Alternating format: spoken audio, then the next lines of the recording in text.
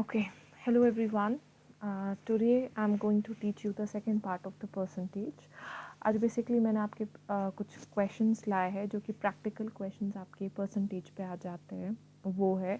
इसमें मेनली जो क्वेश्चंस आपके होते हैं वो लाइक सैलरी बेस्ड क्वेश्चंस आपके पास होते हैं या मार्क्स बेस्ड क्वेश्चंस आपके पास होते हैं, कुछ इलेक्शन टाइप्स के होते हैं। तो कुछ क्वेश्चंस मैंने आपके पास आज लाया जिनसे आपको आइडिया मिल जाएगा कि क्वेश्चंस को सॉल्व इसमें कैसे करना होता है।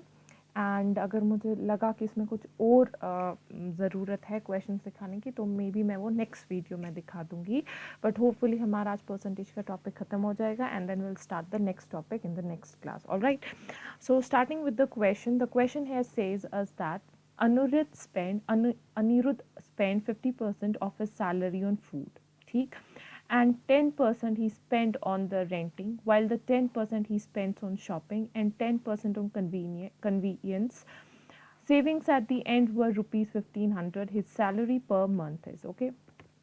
So basically the question he says, अब हमेशा याद रखिएगा कि ऐसे क्वेश्चंस के लिए हमेशा हमारे पास एक चीज़ होता है, एक पॉइंट दिमाग में रखना है जिसको हम लोग बोलते हैं बेस वैल्यू।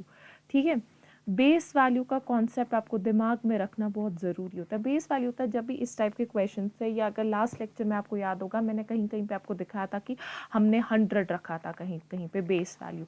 तो हमेशा याद रखिएगा कि जो बेस वैल्यू हमारे पास सैलरी बेस्ड क्वेश्चन में होगा या तो वो आप ₹100 रखेंगे या फिर आप 100% रखेंगे। ठीक, और इनके हिसाब से आपके जो क्वेश्चंस है वो आप सॉल्व कर देंगे।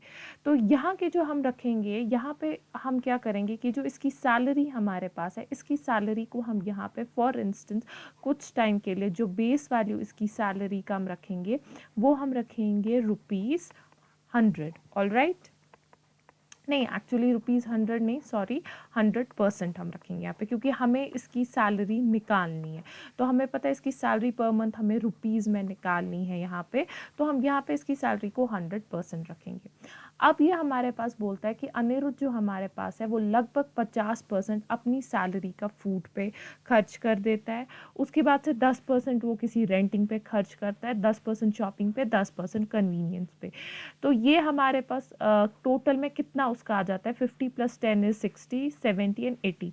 तो लगभग 80% जो हमारे पास इसका ये खर्चा हमारे पास आ रहा है, ये इसका खर्चा जा रहा है यहाँ पे। ठीक है, टोटल एक्सपेंडिचर हमारे पास इसका कितना जा रहा है, दैट इज 80%। तो आप क्या करोगे, 100% जो कि इसकी पूरी हमारे पास सैलरी होती थी उसको माइनस करोगे आप 80% से। वहाँ आंसर कितना आपके पास आता है, बचता कितना है, 20%। विच मीन्स कि जो उसकी सैलरी है जो कि लगभग 100% हमारे पास थी उसमें से 80% वो खर्च हमारे पास कर रहा है, तो 20% बच जाता है। अब क्वेश्चन में ये बोल रहा है कि जो सेविंग्स हमारे पास टोटल में उसकी मतलब महीने के एंड पे रहती है वो लगभग 1500 रहती है। विच मीन्स कि ये 1500 कॉरेस्पॉन्ड करता है इस 20% को।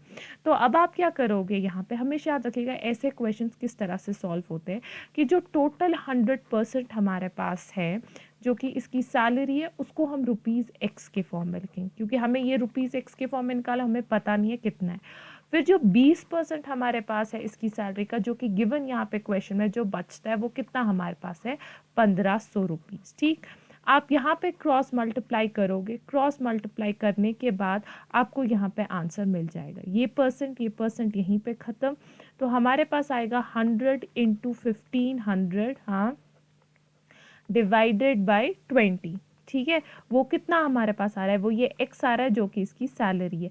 तो ये कैंसिल 2 1 ज़ा 2, 2 50 ज़ा। जब आप इसको मल्टीप्लाई करके आंसर देखते हो तो आंसर आपके पास आता है ₹7500, विच मीन्स इसकी जो सैलरी पर मंथ की हमारे पास है वो ₹7500 है। ठीक, तो ये पहला क्वेश्चन आपके पास था जिसमें क्वेश्चन सीधे आपके पास था, बोल रहा था कि इतना भाई इसका खर्चा हमारे पास होता है। वो खर्चा कितना होता है, 80%। हमें इसकी सैलरी पर मंथ निकालनी है, तो इसकी सैलरी पर मंथ को या तो हम ₹100 के फॉर्म में लिखेंगे या 100% के फॉर्म में। हमने यहाँ पे 100% के फॉर्म में लिखा क्योंकि यहाँ most of the question percent के फॉर्म में ही दिया गया है। तो वो 100% हमने x के बराबर निकाला जो कि हमेशा सैलरी रुपीज़ के फॉर्म में होगी। 20% जो उसके पास बच जाता है हमारे पास वो ऑलरेडी कि वो 1500 के बराबर आता है। यहाँ से क्रॉस मल्टीप्लाई करके आपको इसकी सैलरी आराम से निकल जाएगी। ठीक, तो ये पहला क्वेश्चन था। Moving to the second question of today's lecture, we have okay sorry,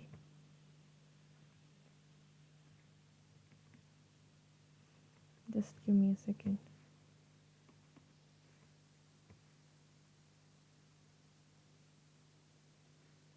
okay हाँ, तो ये हमारे पास आज का नेक्स्ट क्वेश्चन है, ठीक है। क्वेश्चन हमारे पास है, क्वेश्चन सेज कि जो राधा जी हमारे पास है, okay, is that Radha she spends 30,000 on getting a new phone, ठीक, वो एक नया फ़ोन ला रही है जिसपे लगभग वो अपना 30,000 खर्चा रही है और 50,000 उसका जो है वो खर्च हो रहा है बाकी सारे आइटम्स लाने पे, ठीक। अब क्वेश्चन यहाँ पे बोल रहा है and the remaining 20% as the total amount with that, that means कि जो उसके पास टोटल पैसे आ रहे हैं उसमें से 30,000 वो फ़ोन से लेके आ रही है, 50,000 बाकी चीज़ों में, और जो बच जाता है वहाँ से वो ये हमारे पास दिखा रहा है 20% के फॉर्म में बचता है, वो टोटल अमाउंट उसके साथ बच गया, ठीक। ये होता है उसका कि जो ये 20% है ये उसके पास like in the form of savings बच गई, ठीक, जो कि उसको टोटल उसके अमाउंट में से बच गई। तो हमारे पास क्वेश्चन यहाँ पूछता है what was the total amount, हमें इसका टोटल अमाउंट निकालना है। पहले आप देखो टोटल जो इसका खर्चा हमारे पास एक्सपेंडिचर राधा का हमारे पास आता है, टोटल एक्सपेंडिचर जो राधा का आता है वो कितना आता है, अगर हम देखेंगे टोटल एक्सपेंडिचर राधा का वो लगभग हमारे पास आ जाता है 30,000 प्लस 50,000, ठीक। वो लगभग हमारे पास आता है कितना, दैट इज अराउंड 80,000, ठीक है, 80,000 इसको खर्च हमारे पास हो जाता है, ठीक। लेकिन अब ये बोल क्या रहा है कि 20% ही हमारे पास को बचता आ जाता है, दैट मीन्स कि जो टोटल अमाउंट हमारे पास इसके पास ऑलरेडी प्रेजेंट था वो टोटल अमाउंट कितना हमारे पास होता, अगर हम रुपीज़ के फॉर्म में दिखाएंगे, हमें रुपीज़ के फॉर्म में वो निकालना है तो हम उसको रुपीज़ एक्स करेंगे, लेकिन वो टोटल अमाउंट परसेंट के फॉर्म में कितना होता, 100%, वो 100% हमारे पास रुपीज़ एक्स के फॉर्म में था। अब हमारे पास लेकिन ये बोल रहा है कि जो ये 20% है वो इसको बच जाता है, विच मीन्स कि अगर हम इसी 100% को माइनस करेंगे 20%, वहाँ से कितना हमारे पास आता है 80%, और ये 80% कॉरस्पॉन्ड हमारे पास करता है किसको, जो कि 80,000 इसको खर्च हुए, दैट मीन्स कि 80% of the total amount which was with her, उसमें से ये जो 80% है हमारे पास वो इसके खर्च हो जाते हैं, ठीक। तो वो 80% किसके बराबर हमारे पास आ जाता है 80,000 रुपीज़ के अराउंड, तो हम इसको पुट करेंगे रुपीज़ 80,000, ठीक है। जब आप इसको अब क्रॉस मल्टीप्लाई करोगे ये और ये यहीं पर, तो आप इसको करोगे 80,000 हाँ इंटू 100 हाँ डिवाइडेड बाय 80, राइट, ये ज़ीरो कैंसिल, 8 1 जा 8 एंड 8 10 जा विच इज़ 10,000, सॉरी, तो यहाँ पे ये लगभग एक जीरो ही कैंसिल होता है और एक जीरो कैंसिल होता है, 10,000 इंटू 10 विच इज़ अराउंड की इसकी जो सैलरी हमारे पास आती है वो 1,00,000, मतलब सैलरी नहीं सॉरी, इसके पास कितना अमाउंट हमारे पास ऑलरेडी प्रेजेंट होता है, दैट इज अराउंड 1,00,000, तो 1,00,000 अमाउंट इसके पास हमारे पास होता है, ठीक। So this was the question कि यहाँ पे हमें निकाला था कि टोटल अमाउंट कितना हमारे पास होता है, ऑल राइट, ये सेकेंड क्वेश्चन था। Moving to the next question we have, okay I am sorry, इसको क्या हो गया आज,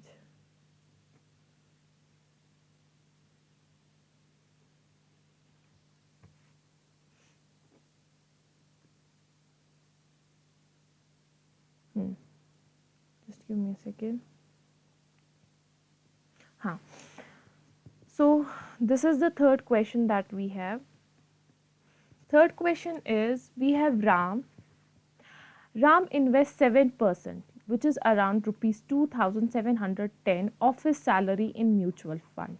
Later, he spends 18% in monthly recurring, also 6% on some NSSC. Now we don't have to see like what are these things he's ये किस किस में क्या डाल रहा है, हमें अब देखना है कि total amount annually, just read the question carefully, total amount annually invested bye, हमें देखना है टोटल अमाउंट ये कितना इन्वेस्ट कर रहा है। ये बेसिकली हमारे पास बोल रहा है कि 7% जो कि इसने हमारे पास ऑलरेडी दिया है रुपीज़ 2,710, वो ये स्पेंड कर रहा है हमारे पास म्यूचुअल फंड में।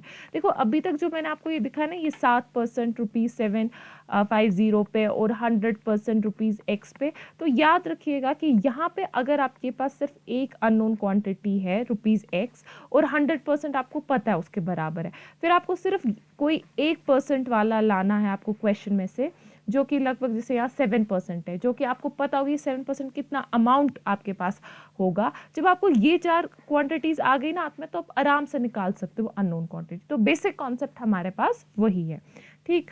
तो जस्ट अ सेकेंड, ओके। तो हमारे पास ये बोल क्या रहा है कि जो राम हमारे पास है लगभग 7%, जो कि हमारे पास रुपीस कितना आ रहा है 2710, ठीक है। ये वो इन्वेस्ट कर रहा है म्यूचुअल फंड में, ठीक। उसके बाद से हमें ये पता है कि टोटल अमाउंट एनुअली ये कितना इन्वेस्ट कर रहा है, ठीक। तो हमें पता होनी चाहिए कि ये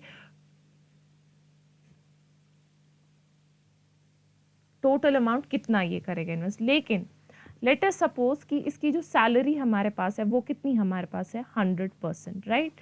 100% सैलरी है, वो कितना हमारे पास आएगा ₹X। हमें ये सैलरी नहीं बोल रहा है निकालने को, ये बोल रहा है अमाउंट कितना ये एनुअली इन्वेस्ट करता है। लेकिन हम पहले इसकी सैलरी निकालते हैं, क्योंकि जो मैंने आपको अभी बोला, अगर आपको ये पता होगी कि मतलब जैसे 100% ₹X और आपको ऊपर ये नोन क्वांटिटी दी गई हुई, तो आप एक्स को आराम से निकाल सकते हो। तो एक्स आपके पास लगभग आता है, ये percent cancel, X is equal to 2710 into कितना आता है 100 डिवाइडेड बाय 7, ठीक। जब आप इस क्वेश्चन को सॉल्व करते हो तो आपको इसकी सैलरी निकलती है ₹31,000। कितना निकल रहा है ₹31,000। आप इसको सॉल्व कर दोगे, ठीक है। अब ₹31,000 में हमें पता है कि टोटल एक्सपेंडिचर जो हमारे पास परसेंट के फॉर्म में देखकर है वो कितना देखकर है, चाहे वो किस चीज़ में इन्वेस्ट कर रहा है, हमें टोटल एक्सपेंडिचर से लेना देना है। That is around 7% plus 18% plus 6%, ठीक। जो कि लगभग हमारे पास किसके बराबर आ रहा है 31% के बराबर आ रहा है, ठीक। तो 31% इसका टोटल एक्सपेंडिचर है। तो हम क्या करेंगे कि जो ये 31% हमारे पास इसका एक्सपेंडिचर है, लेकिन ये हमारे पास इसका लगभग मंथली टाइप का, ठीक। तो हम इसको पुट करेंगे यहाँ पे ₹A के बराबर, ठीक। इतना ये पैसा मंथली दे रहा है। At the same time salary हमारे पास कितनी थी इसके बराबर, जो कि लगभग पूरा 100% हमारे पास आ रहा था, वो किसके बराबर थी ₹31,000 के बराबर, ठीक। यहाँ से क्रॉस मल्टीप्लाई करो इसको और इसको, ये कैंसिल करो, ये कैंसिल करो, ये कितना आ रहा है लगभग 31,000 इंटू हमारे पास कितना आ रहा है 31 डिवाइडेड बाय कितना आ रहा है 100, ठीक। तो ये 2 0 कैंसिल। अगर आप इसको यहाँ पे मल्टीप्लाई करो, it is almost x is equal to कितना निकल रहा है, sorry a is equal to कितना ये मंथली हमारे पास इन्वेस्ट कर रहा है, दैट इज ₹9610, ठीक है। ₹9610 ये टोटल मंथली इन्वेस्ट कर रहा है। बट अगर आपको क्वेश्चन में मतलब क्वेश्चन जो हमारे पास सेट करता है वो बहुत कभी स्मार्ट होता है, क्योंकि हम अक्सर माइन्यूट डिटेल जो कि बहुत ज़्यादा इंपॉर्टेंट होते हैं वो नेग्लेक्ट करते हैं। तो वो आपको ऑप्शन में ये भी दे सकते हैं, but this is not the right answer. Why? Because he is asking the total amount annually invested by him, which means कि दिस 9610 जो कि ये पर मंथ के हिसाब से इन्वेस्ट करा है, it has to be multiplied by 12 which will give us the amount which is invested by him annually, जो कि लगभग हमारे पास आ रहा है 1,150,320, ठीक है। लगभग 1,15,000 के अराउंड ये हमारे पास पैसे इतने एनुअली इसमें इन्वेस्ट कर रहा है, ठीक है। तो ये था हमारे पास राम का क्वेश्चन। अब नेक्स्ट क्वेश्चन हमारे पास आ रहा है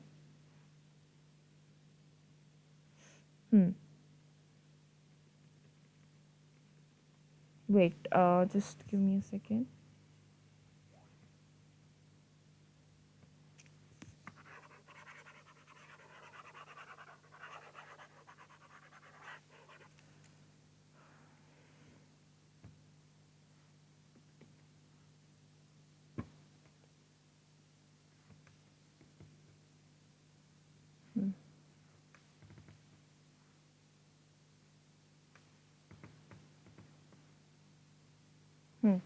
So next is question number 4. The question number 4 says that we have Mr. Rao here and he is spending his 30%, just a second, okay.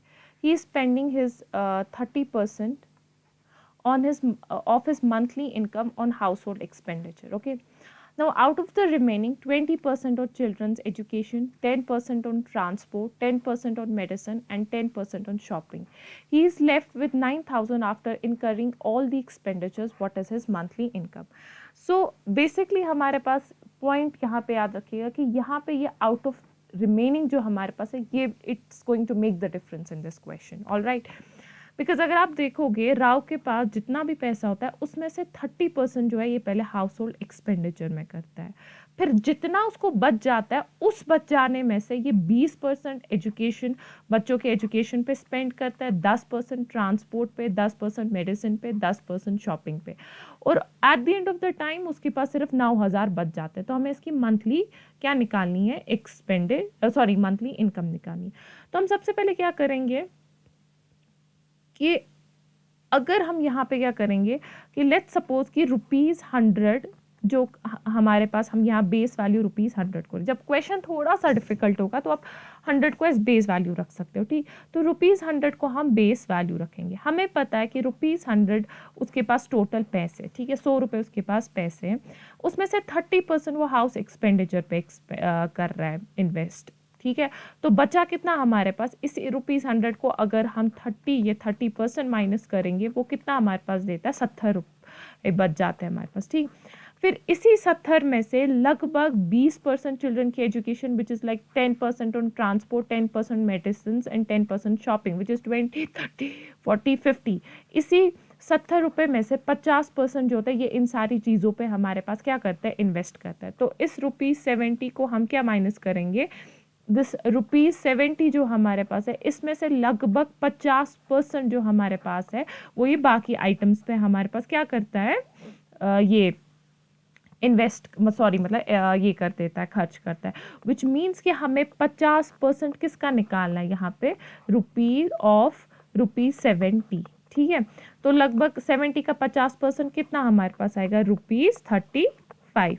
ठीक है, तो अब हमारे पास कितना निकला, ₹35. पहले आपने सीधे निकाला, 100 रुपये आपके पास होते हैं, जो ये 30% हमारे पास 100 रुपये पे हमारे पास आता है वो लगभग हमारे पास कितना आता है, ₹70 आ जाता है. ठीक है, क्योंकि हमने सीधे यहाँ पे माइनस वो कर दिया. Just give me a second.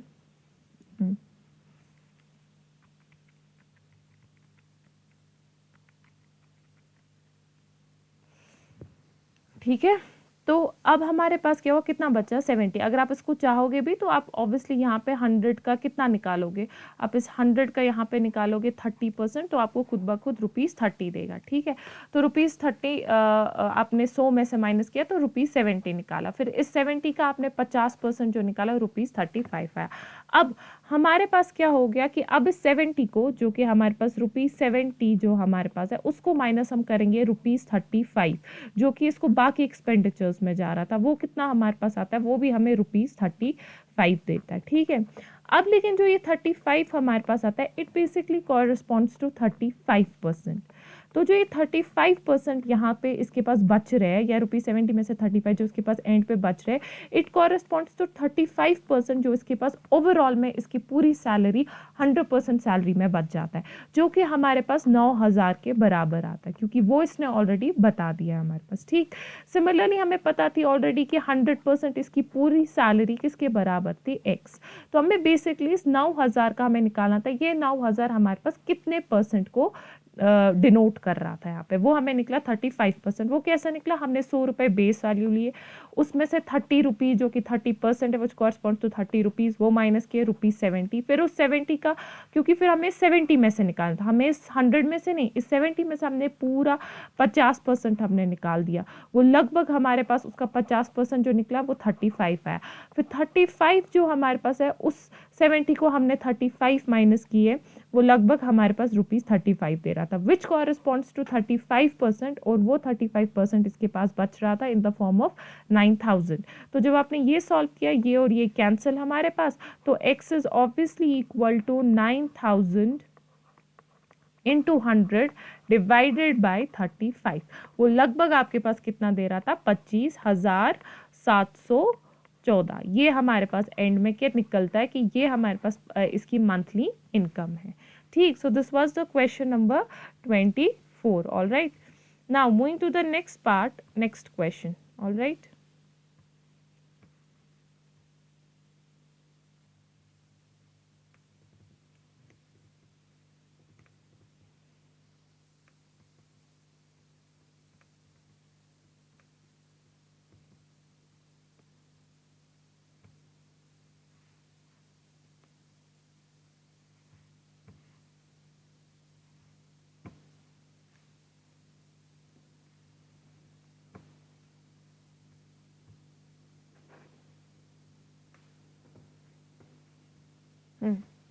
This is going to be the question 5th. Okay, अब क्वेश्चन 5th हमारे पास है, a man is here who spends 40% of his monthly salary on food, and 1/3 of the remaining on the transport.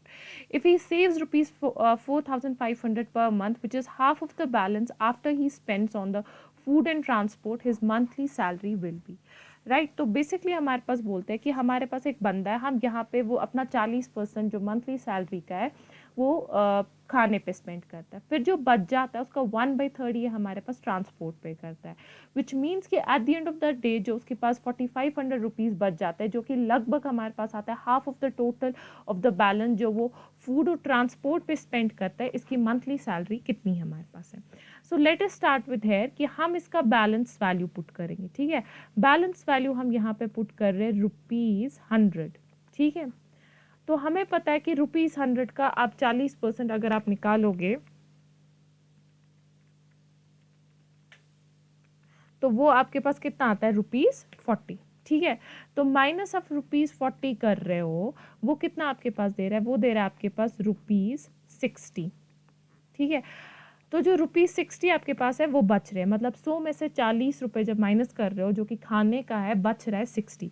फिर इसी 60 का के ऊपर ये 1/3 जो होता है वो ट्रांसपोर्ट पे ये कर देता है. ठीक है, तो हमें कितना निकाला है, हम निकालेंगे 1/3 multiplied by times that of the ₹60. ठीक, क्योंकि हमें पता है कि what the question is saying, and 1/3 of the remaining or transport, which is around ₹20. तो लगभग इस 100 में से हमारे पास ये 40 रुपये फूड पे कर रहा है और 20 रुपये ये ट्रांसपोर्ट पे हमारे पास कर रहा है. तो हमारे पास बचे कितने, हमारे पास अब बचे कितने, दैट इज़ ₹60 में से, क्योंकि हमें पता है 60 में से 20 जो हमारे पास ये ट्रांसपोर्ट का कर रहा है, तो हम उस 60 माइनस 20 करेंगे, वो लगभग ₹40 आ रहा है. ठीक, तो ₹40 इज़ द अमाउंट जो इसके पास हमारे पास बच रहा है. ठीक, अब आपको ऑलरेडी पता है कि जो ये ₹40 हमारे पास इसके पास बच रहा है, it is a remaining amount with him, right. तो अब हमें पता है कि he is saving rupees almost 4500 of his this salary. After 4500 ये इसके इतना हमारे पास इतना बच रहा है हमारे पास. तो हमारे पास इस तरह से आ रहा है कि इस, ठीक है, अब जो हमारे पास इतना इसके पास 40 आया, लेकिन अब हमें पता है कि अगर ये हमारे पास 4500 पर मंथ कितना कर रहा है, हमारे पास सेव कर रहा है, which is half of the balance after he spends on food and support transport. That means कि इस ₹40 जो कि इसके पास बच रहा है, इसका भी और आधा हमें करना है, वो लगभग हमारे पास ₹20 आ रहा है हमारे पास. क्योंकि यही ₹20 जो हमारे पास आ रहा है ना, दैट इज़ ऑलमोस्ट की हाफ ऑफ द जो ये स्पेंड करता है हमारे पास फूड और ट्रांसपोर्ट पे, विच इज़ लगभग हमारे पास ₹40. तो ये हमारे पास किस पे करता है स्पेंड, फूड पे. वहाँ से कितना बचा, 60. फिर हमारे पास उस 60 का हमने 1/3 निकाला, रुपीज़ लगभग कितना आ रहा था, वो 20 हमारे पास आ रहा था. फिर इस 60 में से हमने ₹20 माइनस किया था, तो कितना बच रहा था, 40. लेकिन इतना हमारे पास ये ₹40 जिसको आप 40% यहाँ लेते, that is equal to 4500. No, इसका जो हमारे पास आधा बच रहा था, विच इज़ ₹20, वो कॉरेस्पॉन्ड करता है हमारे पास 4500 को, विच मीन्स ये ₹20 हमारे पास है 20% के बराबर. और ये 20% आपके पास कितना अमाउंट हमारे पास दे रहा है, 4500. ठीक, और हमें ऑब्वियसली पता है कि 100% ऑफ द सैलरी हमारे पास इसके पास किसके बराबर होगी, एक्स के बराबर. ये परसेंट कैंसिल, एक्स हमारे पास किसके बराबर आएगा, 4500 इंटू 100 हम लेंगे divided by 20. This cancel 0 and 0, so 2 1s are 2, 2 5s are 10, which is around की 22,500 रुपीज़ हमारे पास इसकी सैलरी है. ठीक, so this was this question. Going to the next question, we have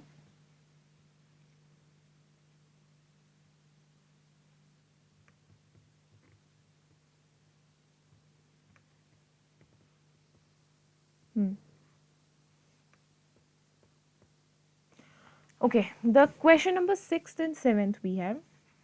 Let's go to the first question number 6. ठीक है, question 6 is saying a man's salary increases by 5%. If his new salary is rupees 252, what is his previous salary?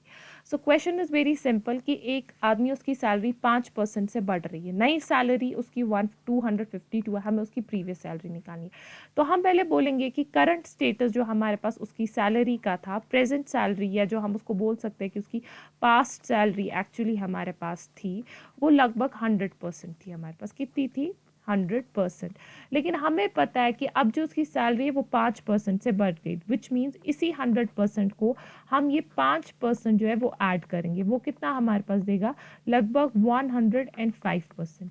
तो ये 105% जो हमारे पास उसके पास आता है, ये किसको कॉरेस्पॉन्ड करता है? जो उसकी सैलरी 252 रुपीज़ की होती है, ठीक है। And at the same time हमें पता है कि पुरानी सैलरी कितनी थी हमारे पास उसकी? 100%। 100% किसके कॉरस्पॉन्ड करते हैं? उसकी प्रीवियस सैलरी एक्स को। तो यहीं पर कैंसिल कर दो, एक्स निकलेगा। Question was very simple. 252 into 100 divided by 105. So 5 twos are 10, 5 ones are 5, 5 twos are 10, 0. Then you just solve the question and x will be around 240.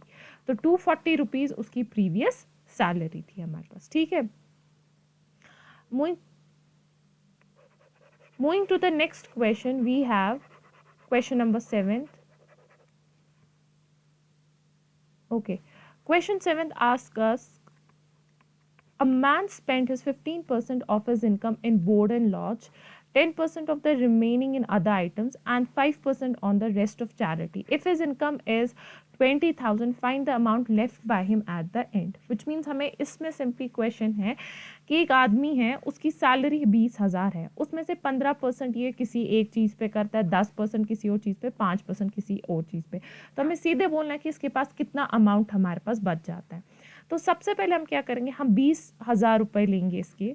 उस 20,000 को हम देखो क्या मल्टीप्लाई करेंगे कि उसमें से लगभग उसका जो 15% हमारे पास है, वो एक किस पे स्पेंड करता है? किसी एक चीज़ में। तो वो बचा कितना हमारे पास आया?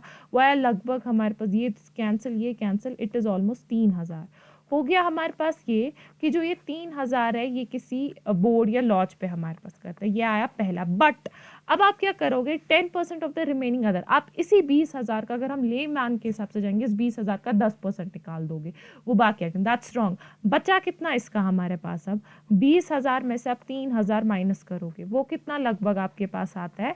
17,000, ठीक है। तो उस 17,000 में ये 10% हमारे पास किस पे आया? 10% ये बाकी आइटम्स पे हमारे पास करता है, ठीक है, बाकी किसी चीज़ पे। तो हम उसका निकालेंगे ऑफ द 10%। उसका 10% हमारे पास सीधा कितना हुआ? 1700, ठीक है। अगर आप, जो मैंने आपको पहले दिन निकाली थी, 1700। अब इस 17,000 में से 1700 एक दूसरे आइटम पे खर्च करता है। अब हम क्या करेंगे कि और 5% चैरिटी पे, लेकिन वो 5% जो चैरिटी पे, वो कितना होगा? वो आएगा, पहले हम इस 17,000 को माइनस करेंगे 1700, वो कितना लगभग आपके पास आता है? वो आता है आपके पास 15,300। तो 15,300 इसके पास बच रहे। उस 15,300 में से ये 5% चैरिटी पे हमारे पास करता है। तो हम इसको करेंगे 5 डिवाइडेड बाय 100, ठीक। वो कितना लगभग आ जाता है? ये और ये cancel, which is around 765 rupees ये चैरिटी पे करता है, ठीक। तो विच मीन्स कि 3,000 ये करता है किसी एक चीज़ पे, 1,700 किसी और चीज़ पे, और 765 किसी और चीज़ पे। विच मीन्स टोटल ये किस पे कितना खर्च हमारे पास करता है? हमारे पास आएगा 3,000 प्लस आप करोगे 1,700 प्लस आप करोगे 765, टोटल ये इतना खर्चा करता है। ये आएगा 5, this is 6, this is 14, this is 4 and 5, ये आता है 5,465। इतना ये खर्चा करता है। But we are being asked what is the amount left by him at the end, which means कि अगर इसकी सैलरी 20,000 हमारे पास है, तो इसके पास बचता कितना है जब ये इतने सारे चीज़ों पे क्या खर्च करता है? इस 20,000 को माइनस करेंगे 5,465, जो कि लगभग आता है 10 minus 5 5, 9 minus 6 3, 9 minus 4 is around 5, and 9 minus 5 which is around 9 minus 5 is 4 and here remains 1, तो आता है 14,535। इसके पास एंड पे इतना पैसा बच जाता है, ठीक। ये हमारे पास नेक्स्ट क्वेश्चन था। Moving to the next question, we have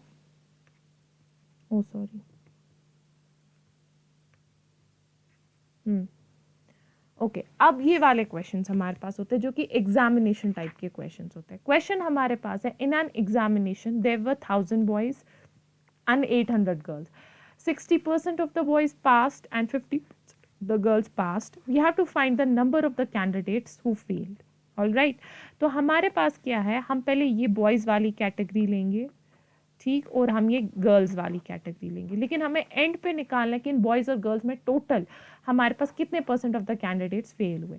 तो बॉयज़ में हमारे पास कितने बॉयज़ हमारे पास है, पहले आपके पास 1000 बॉयज़ हमारे पास हैं और गर्ल्स हमारे पास कितनी है, 800 गर्ल्स हमारे पास है. ठीक, अब इस बॉयज़ में कितने बॉयज़ पास हमारे पास होता है, 60% ऑफ द बॉयज़ जो होते हैं वो पास हमारे पास होते हैं. ठीक, एट द सेम टाइम यहाँ से कितनी परसेंट ऑफ द गर्ल्स पास होती है, 50% ऑफ द गर्ल्स हमारे पास यहाँ से पास होती है. ठीक, सो यहाँ पे कितने परसेंट ऑफ द बॉयज़ हमारे पास बचे, कितने, 40%, and those 40% of the boys they are failing here. All right, और यहाँ से हमारे पास कितने percent of the girls fail हो रही है, obviously 50% of the girls are failing from this side as well. ठीक है, तो अगर आप निकालोगे इसका 1000 का, आप 40% सीधे निकाल दो. देखो एक सेकेंड, अब आप निकाल दो 1000 का 40%, 1000 का 40% कितना हमारे पास हुआ,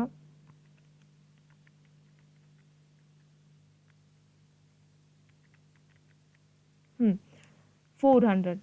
आप लिखोगे ऐसे 1000, दिस इज 1000, क्योंकि 1000 बॉयज आपके पास है, उसमें से आपको कितने फेल हो रहे हैं, that is 40%, which is around 40 divided by 100. ठीक है, तो ये दो zero cancel, which is around की 400 ऑफ द बॉयज जो हमारे पास है वो फेल हो रहे हैं.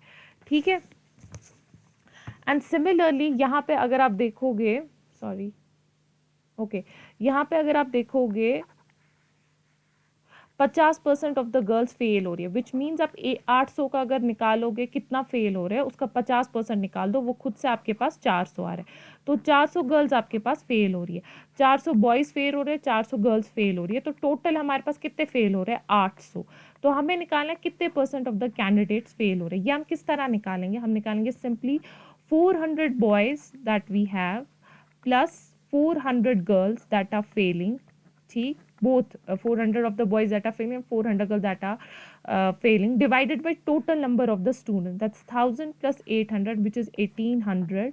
ठीक, into 100 जो कि लगभग हमारे पास आ जाता है, ये cancel, this is going to be 800 divided by 18. ठीक है, तो 800 डिवाइडेड बाय 18 अगर आप करोगे तो उतने परसेंट हमारे पास कितने ये कैंडिडेट्स फेल हो रहे हैं, विच इज़ लगभग इक्वल टू 44.44%. ठीक है, कितना आता है वो, 44.44%. तो इतने कैंडिडेट्स हमारे पास जो होते हैं वो फेल होते हैं, which accounts for both the girls and the boys. All right, ये हो गया ये वाला question. Now moving to the next question. Okay, sorry, just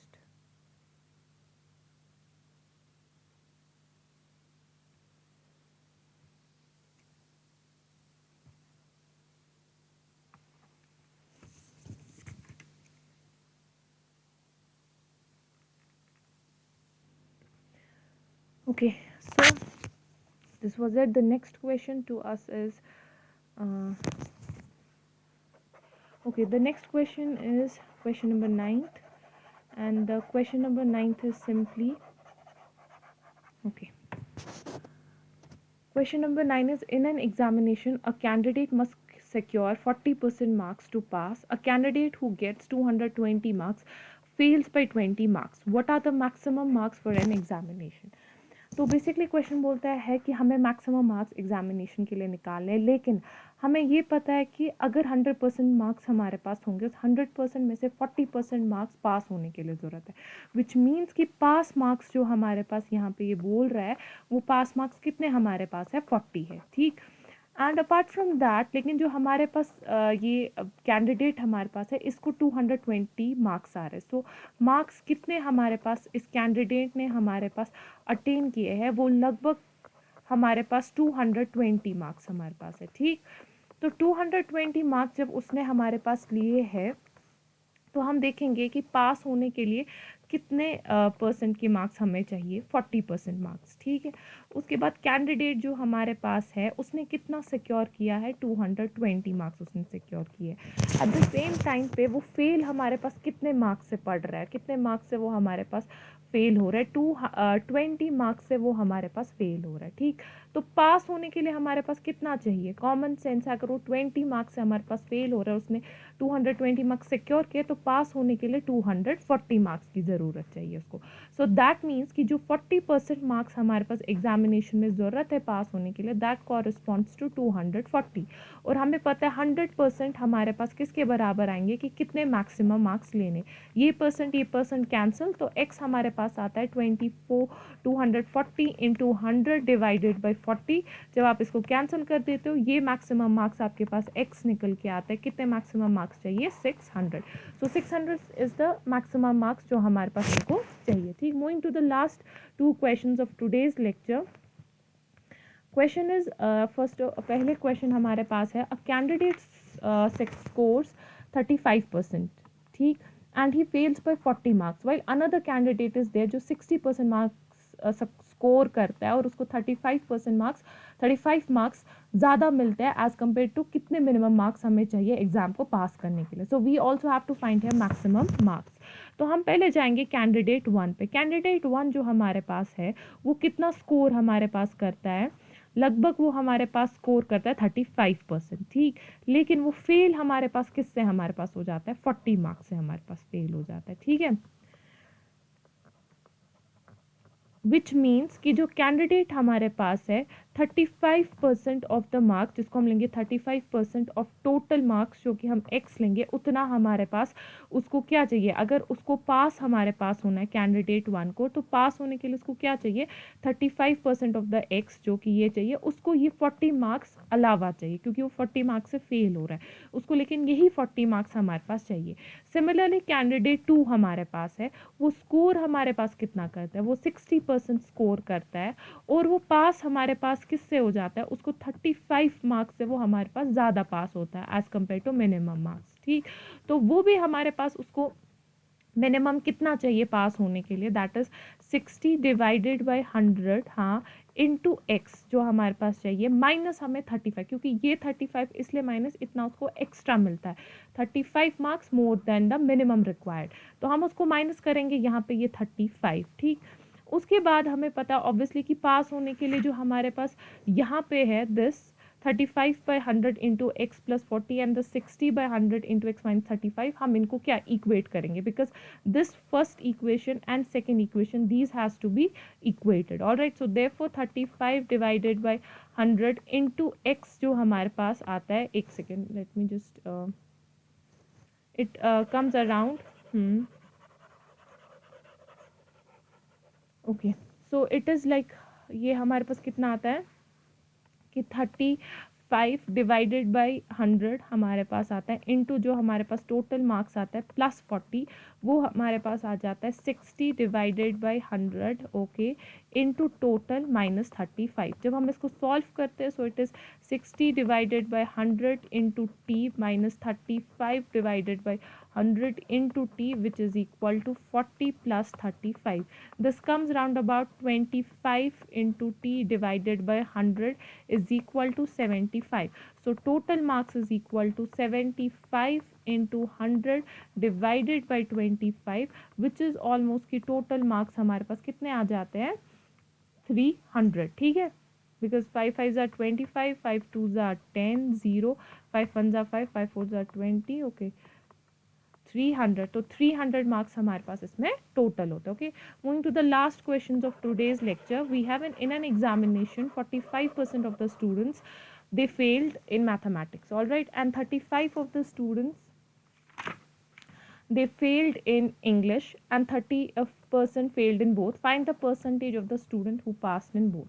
so basically अगर हम लोग देखेंगे हमारे पास टोटल कितने मतलब एग्जाम्स में अपेयर हुए हैं, 100% ऑफ द स्टूडेंट्स, ठीक। उसमें से 45% जो हमारे पास स्टूडेंट्स हैं वो हमारे पास मैथमेटिक्स में फेल हुए हैं, ठीक। और 35 जो कि हमारे पास लगभग आ रहे हैं +35%, वो इंग्लिश में फेल हमारे पास हुए, ठीक। उसके बाद हमें पता है हम इसको माइनस करेंगे, obviously 30% who failed in both, it is equal to -30 who failed in both and plus x is the number of the student who passed in both. तो यहाँ से हमें निकलेगा, इस एक इक्वेशन से हमें निकलेगा x is simply equal to 100 - 75 plus times that of the 30, all right, plus times that is 100 minus 75 कितना हुआ, 10 minus 5 is 5, 9 minus 10 25 and 20, just a second, sorry, this is 30, wait, there's something wrong with the question.